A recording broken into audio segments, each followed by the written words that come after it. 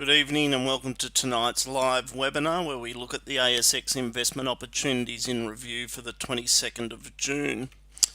Any individual reading or listening should discuss with their financial planner or advisor the merits of any recommendation or offer presented in this material for their own specific circumstances and realise that not all investments are appropriate for every individual. Investor Signals provides a broking account service based on our model portfolios, which includes the ASX Top 20, 50 and 100. We also cover the S&P 100 in the US. We run an ASX and US high conviction model. We also have an ETF model with iShares. We run an independent portfolio inside the broking account where we can work in partnership with you to execute ideas that we jointly agree on. And we have access to derivatives where we can use a covered call strategy to enhance the income of underlying shares, or we can buy puts or buy calls to add to the strategy of the portfolio. If you're interested in talking with me about an Investor Signals brokerage account, please contact me 1300 614 002. The Investor Signals model portfolio service is based on our algorithm models. In the last 5 years, the ASX 100 has averaged around 13% and the US similar around 12.9%. Please visit the Investor Signals website. The research is the technology or the Investor Signals member area, which includes the charts, the watch list, the model portfolio, buy-sell recommendations, and you can subscribe to the technology for $1,320 for the year. There's a free trial if you visit the website, or if you'd like to know more about the broking account, visit the homepage and click on the broking account service. As I mentioned, the technology that I'll be presenting tonight, you can subscribe to that for $1,320 for the 12 months. After 12 months, it drops back to a monthly debit of $110. And again, if you'd like to know more about that, please visit the website or call the office. The table up on screen, I appreciate we've looked at this a number of times, but it is worth just revisiting when you put in a context where the earnings picture is. So we've seen Oracle report in the US. They're one of the few companies that their quarter end is in May. Their revenue was down 6%, so for the 3 months to May, Oracle revenue down 6%. So that's traditionally a technology company that's been growing revenue and holding up quite well. So it was interesting the market's reaction to it. The first, as the announcement came out, the stock price sold off roughly, say, 8%, and then it started to recover in line with the market. Nike report their earnings on Thursday night in the US, so that'll give us a bit of a sense of what the retail data looks like. Nike has obviously a lot of store presence when you'd expect to see foot traffic down in those stores, but whether online sales makes up for the difference, I suspect probably not, but it'll be interesting to see how the market digests Nike's results. And the real thick of the earnings doesn't start until around the 10th of July, when US banks predominantly sort of lead off in that first week. For those that are joining us for the first time, what this table means is that $160 of earnings, average earnings for the S&P 500, it equates to roughly 3,000 points in the index. With the market being back above 3,000, what it's telling us is the market's expecting by, say, 21 for the earnings to accelerate past where we were unable to break through in 18 and 19. We maintain that that's a stretch, and there's a strong possibility that the resolve of the optimistic outlook gets tested as we see these earnings results come through in July. 2020 earnings, it seems plausible there's probably the numbers more like $130 of earnings per share, which puts the market on a very high PE ratio in excess of 30 times earnings if earnings were to stay at around 2020 levels. I think what seems more likely is 2020 maybe 130, and it seems like in a good environment maybe we can get back to these levels, but it's hard to see earnings accelerating on average back above where we came from. And for that reason, we continue to watch the Nasdaq, other than maybe sort of a close below the average for a day or two at the maximum. I don't think we've actually had 2 consecutive days below the average yet. But we just need to keep an eye on this index to see whether we start to see a material kind of rollover in the price action and a trading below that resistance. The technology sector clearly remains sort of the driving force of optimism within US earnings. So any faltering here will lead to a broader market correction, which is why we're keeping a close eye on that. The graph up on screen is exactly that. It's the Nasdaq 100 index, and it just allows us to zoom in a little bit closer here. So we can see you had sort of 1 day below the average, and then it pretty much rallied back in line with it, and then we've spent the last 4 trading sessions just above it. So we continue to monitor this, and I'll update you on the blog if we start to see a series of closes below that average. On the domestic market, if we have a look at what's happening in the XJO, we've seen a little bit of softening in the resources, which has weighed on the index. The banks really haven't sort of made up for that softness in the iron ore stocks, obviously BHP, Rio, Fortescue predominantly. The technology stocks on the ASX have continued to march higher, and we'll have a closer look at those shortly. But at an index level, we had a close below for a few days below the average. It's rallied back up, and it's been consolidating around that point.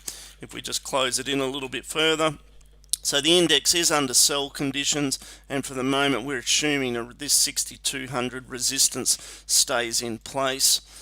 So with that, we go into here, we select the ASX 100, let's get the percentage gainers to the top and look at the buy side opportunities first, and then we'll move into the sell side. Saracen's just been added into the ASX 100 index, gold mining stock. They delivered record net profit, and we've seen their cash reserves over the last 12 months expand from about around 190 million up to about 360 million dollars of cash on their balance sheet. So the company's doing well. It is expensive relative to peers, and I think there's a strong argument that, say, Gold Road Resources is a cheaper proposition, but Saracen's delivering roughly double the retained earnings as, say, Gold Roads, but it's trading almost 4 times the value, so it starts to put in context.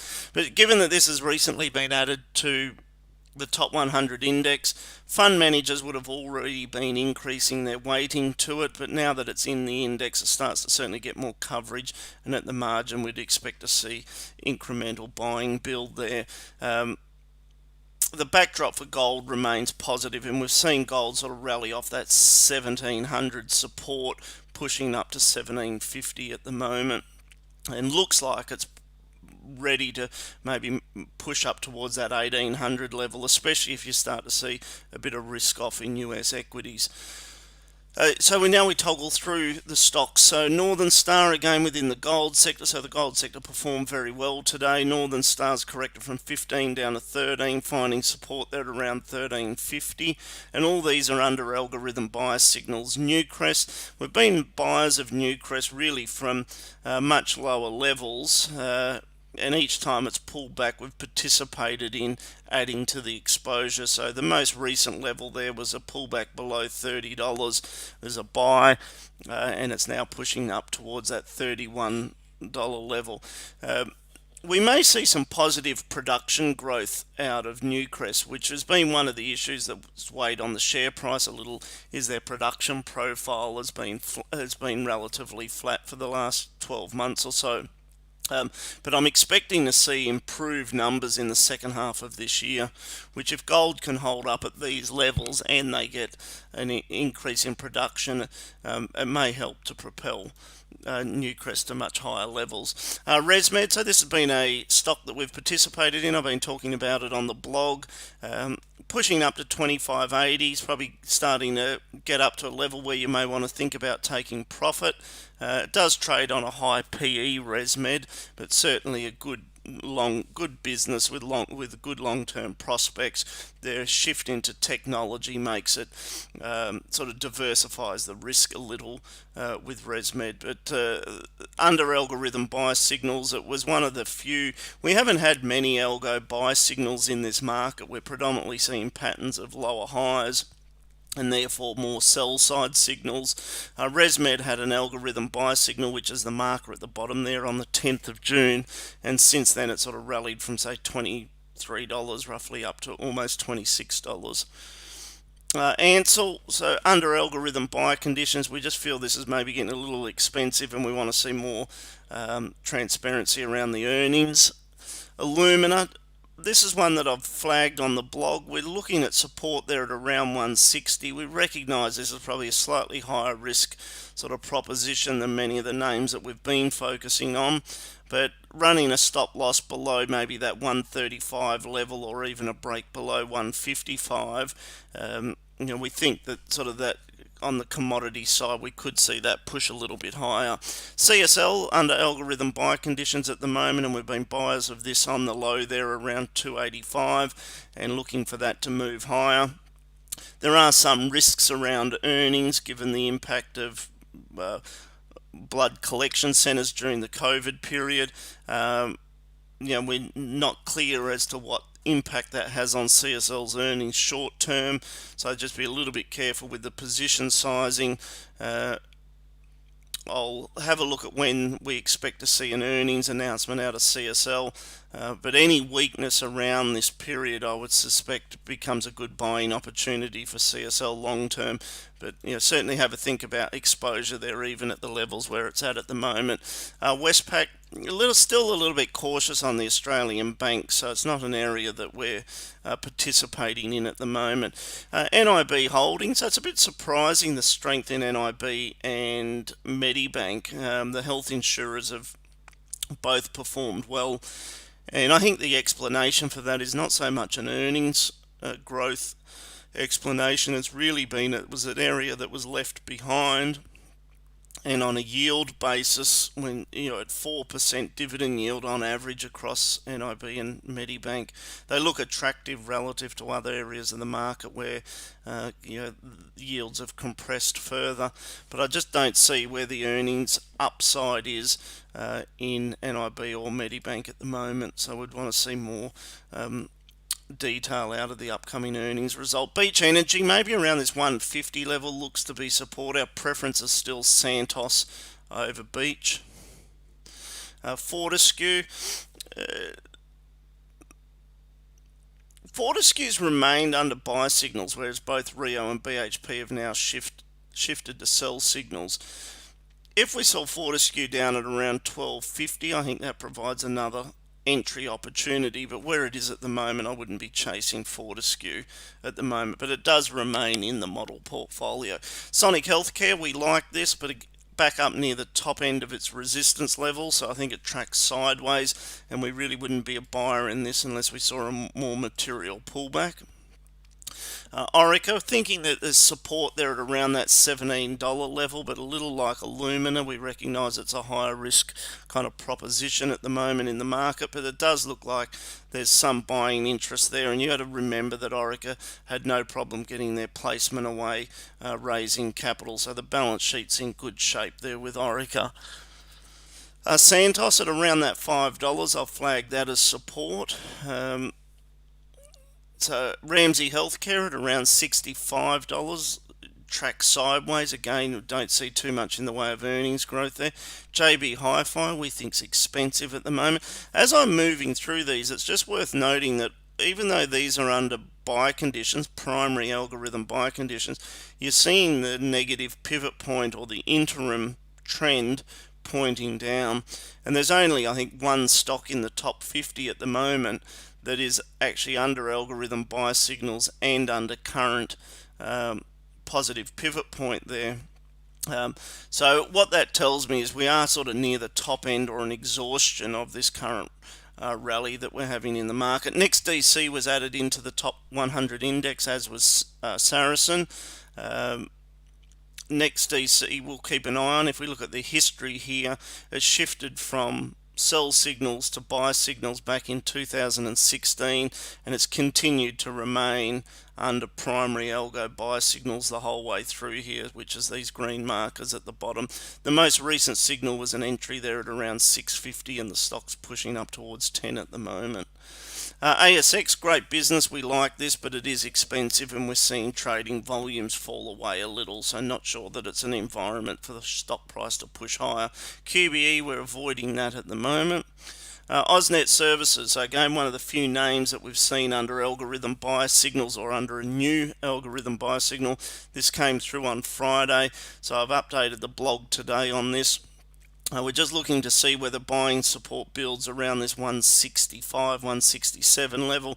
Keep an eye on the short-term momentum indicator for a turn higher, or alternatively just watch and wait for the stock to start trading back above the average, but I'll keep you updated on the blog regarding the timing there. Afterpay we think's expensive, up there at $60. Has made a new higher high, and therefore we'd be happy to have a look at it maybe on a more significant pullback to 135, 140. So again, over the coming months we'll revisit that.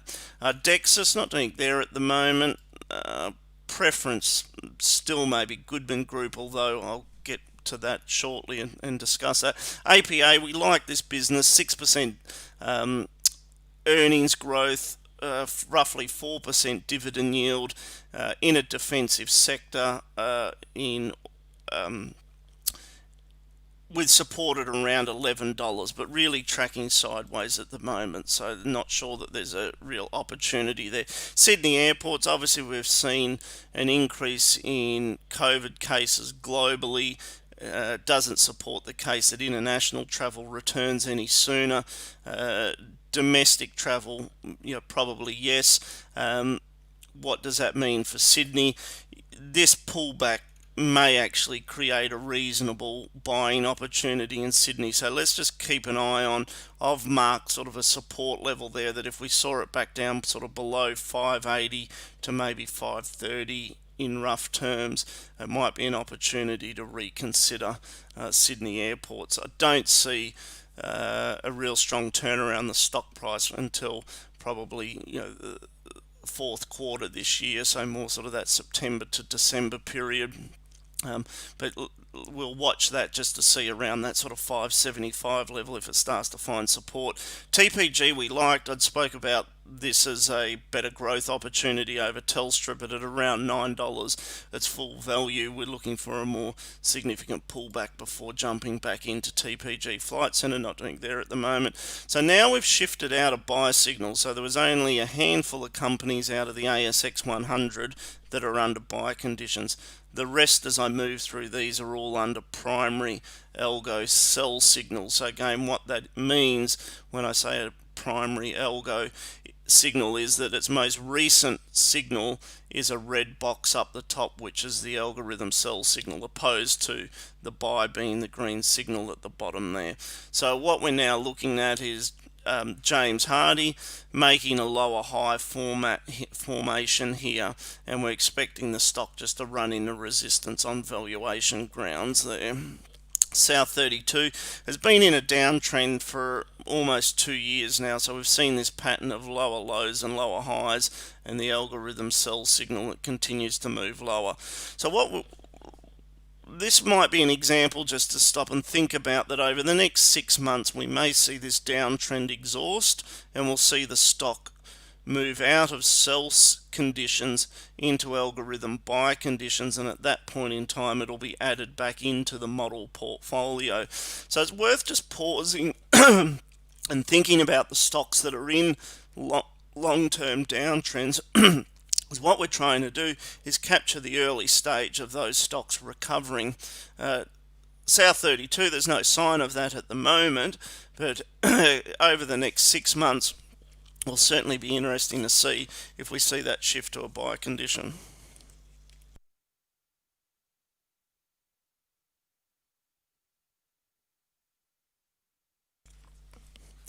Moving on from South32, Boral back up against resistance. We like this at $2, probably getting back to fair value where it is at the moment.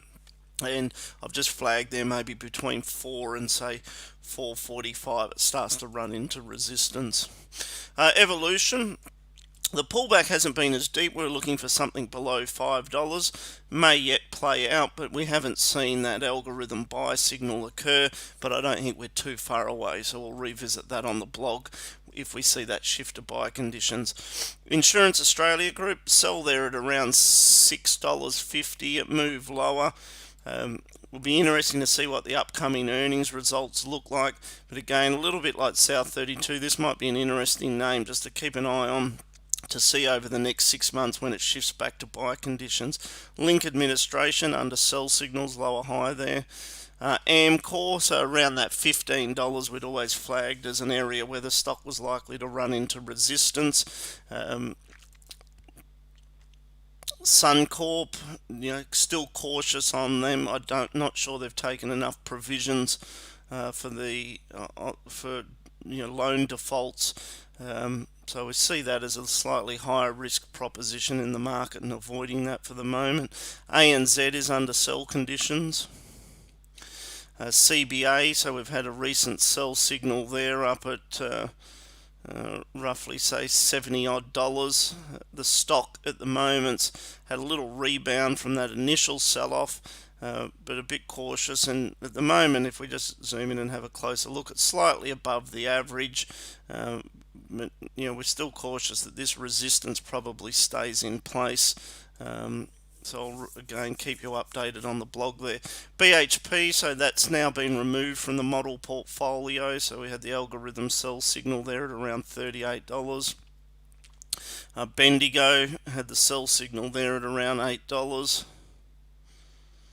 Woodside Petroleum had the sell signal at around sort of this $23.50 level.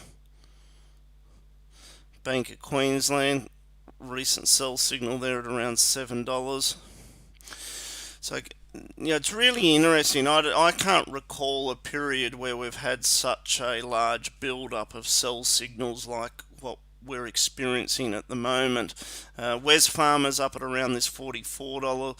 So effectively almost 80% of the indexes or more are under sell signals at the moment, which fits in with the concern around the earnings coming through in July. So we'll have to just obviously just keep an eye on this and see how it plays out. Seek, so these technology names have all continued to rally in the last week, which fits in with obviously the money flowing into the tech sector in the US. The launch of the ATech ETF in Australia, we've seen funds flow into that, which maybe supports again just another factor that helps underpin the PE expansion that we're seeing in these tech names. But ultimately, we think they fail to take out that prior high, at least in this rally. Longer term, we think the story's structurally positive for most of these tech names, especially REA, Seek, car sales, Xero, etc.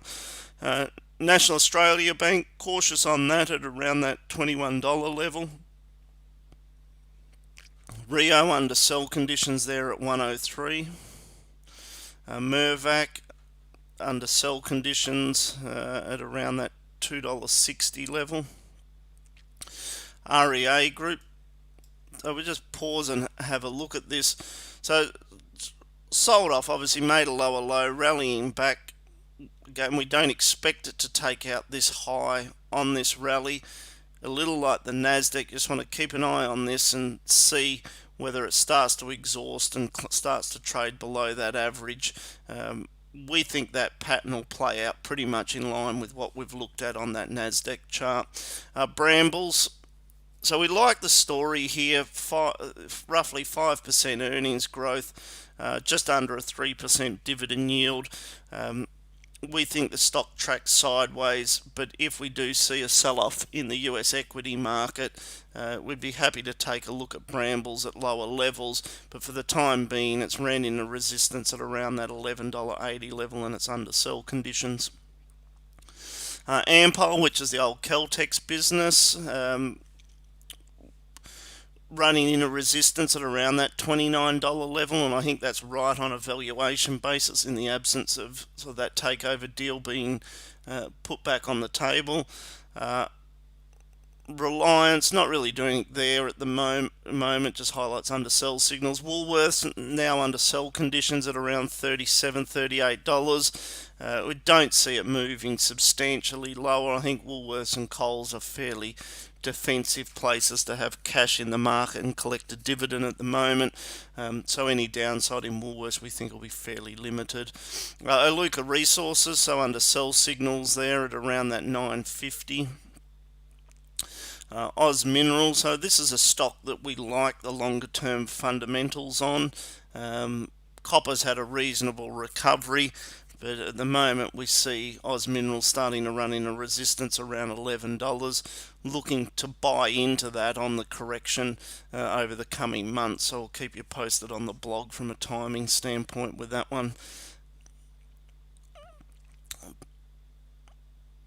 Challenger not doing there at the moment. Medibank Private, so this is obviously it's corrected from $3.75 down to $2.50.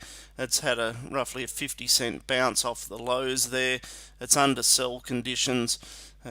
We just remain still cautious on the earnings trend, especially in NIB Holdings and the read through that has for Medibank. But we'll review these a lot closer as we start to see the upcoming earnings updates come through. Telstra are under sell signals at 320. I'll just zoom in and have a closer look at this. The downside risks in Telstra would seem relatively low. With the dividend yield supported, so even though it's under sell conditions, it's worth just keeping an eye on this. If we started to see it break higher above that 320 level, I think you could certainly see it sort of push up to maybe 350, 360.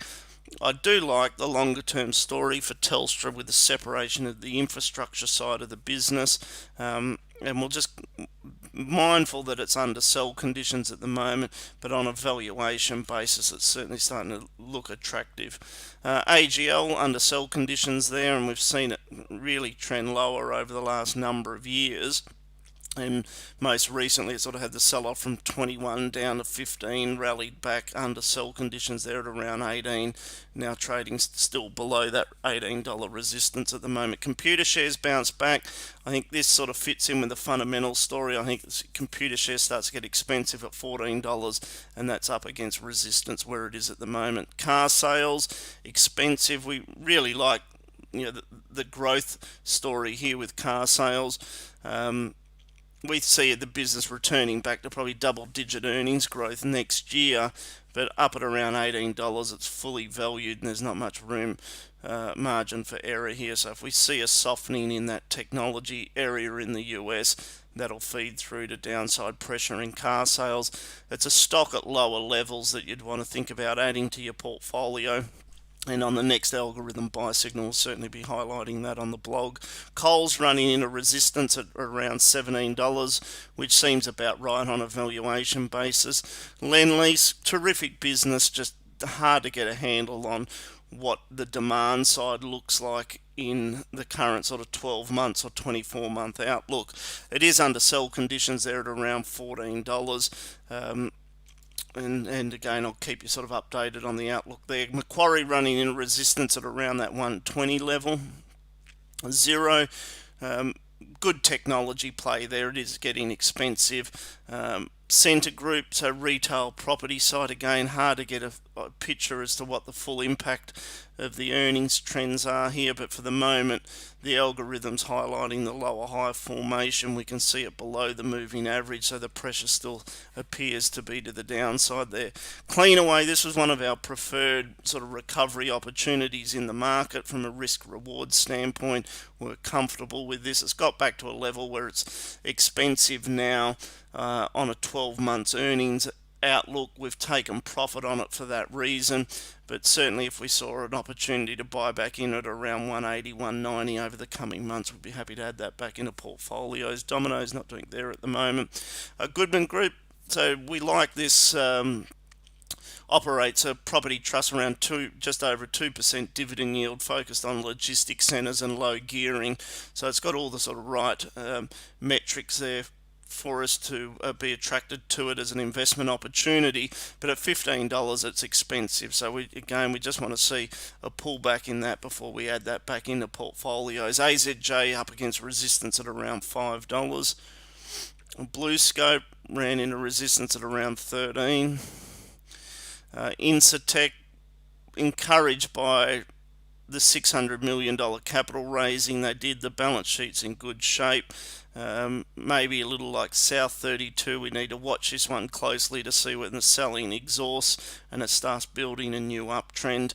But it is one of the few stocks that's under positive short-term momentum indicator. So whilst it's under a primary algorithm sell signal, we are sort of mindful that the interim signal there's looking positive.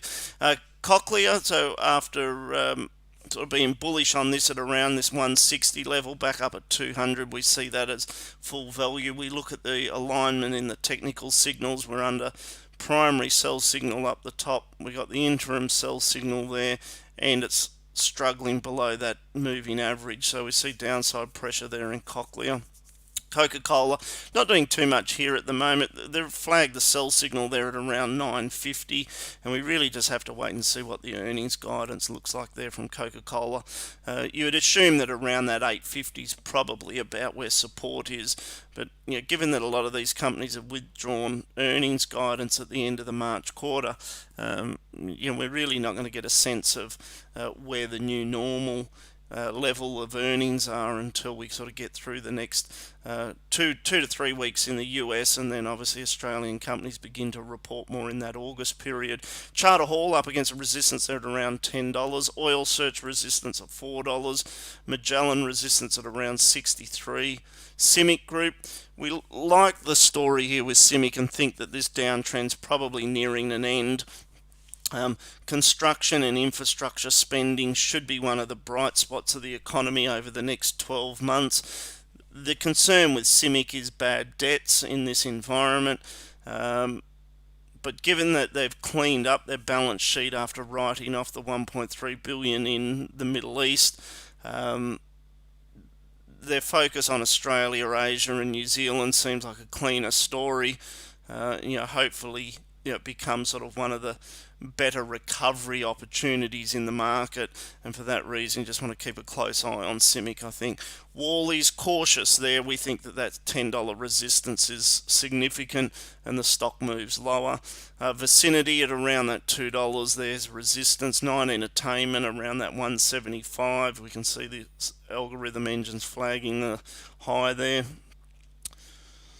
ALS at around 750 looks to be resistance. Origin up at around. Origin we quite like.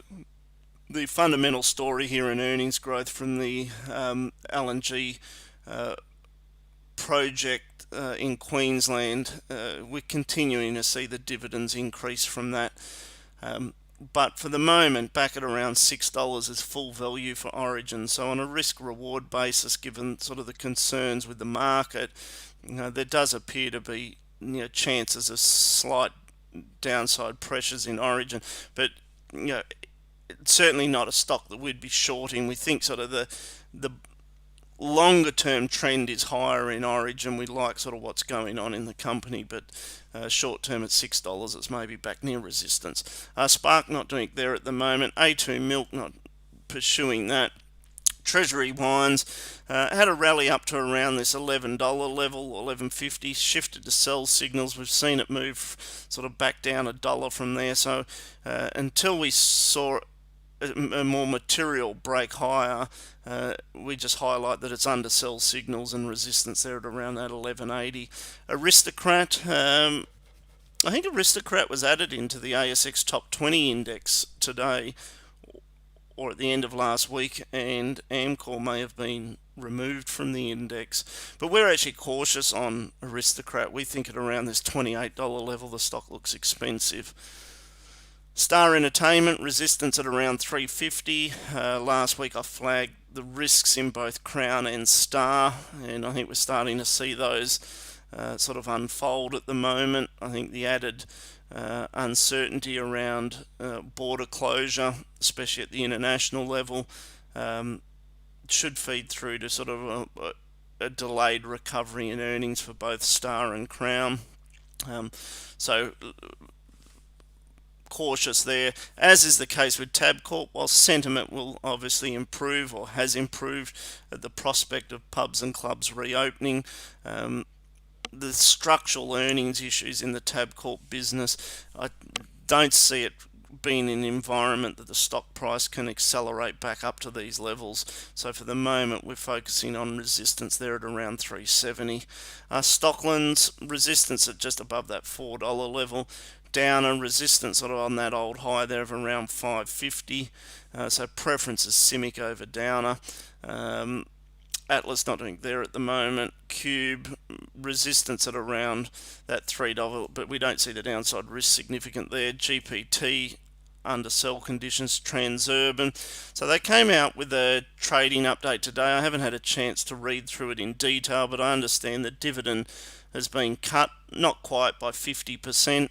They're obviously flagging a recovery in some of the traffic volumes, but not enough to offset that lower dividend payment.